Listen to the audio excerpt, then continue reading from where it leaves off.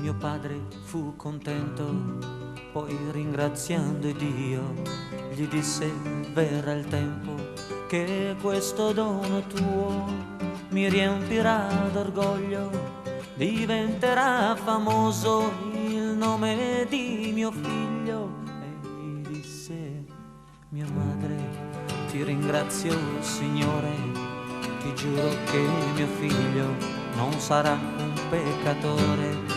E mi portò alla fonte per farmi battezzare, la mia anima già allora si doveva salvare. E mi misero al collo una catena d'oro per reggere l'immagine di quell'amico loro che di lassù guardava certo con gran dolore i miei come crescevano, un figlio peccatore. Poi mi crebbe la barba e la voglia di amare, poi pian piano mi crebbe la voglia di scappare.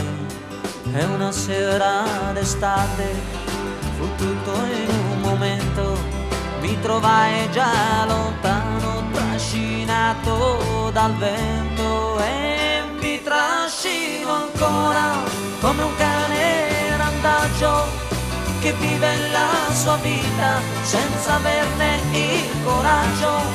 È un corpo senza un'anima, trascino fra la gente, e vivere o morire oramai mi è indifferente. Ed ho venduto tutto, persino la mia vita, me la sono giocata e ho perso la partita. Ed ho venduto pure una catena d'oro, per soli 4 soldi ho venduto un tesoro.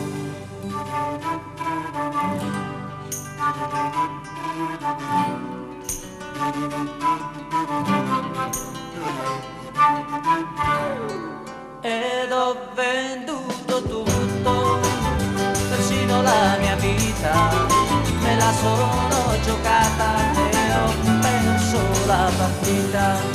Ed ho venduto pure una catena d'oro, per soli 4 soldi ho perduto un tesoro.